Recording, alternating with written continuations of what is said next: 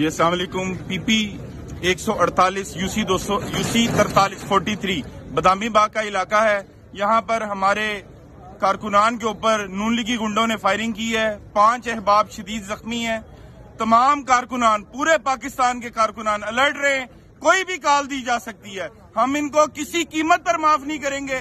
کسی ایک کارکن کا خون نہیں بہانے دیں گے. اب ان کو ہمارے صبر کا امتحان لیا جا رہا ہے. بس اب ہمارے صبر کا پیمانہ لبریز ہونے جا رہا ہے. ہم اپنے کارکنوں کو نہیں روک سکتے ہیں. انتظامیہ کو ہوش کے ناخن لینے پڑیں گے.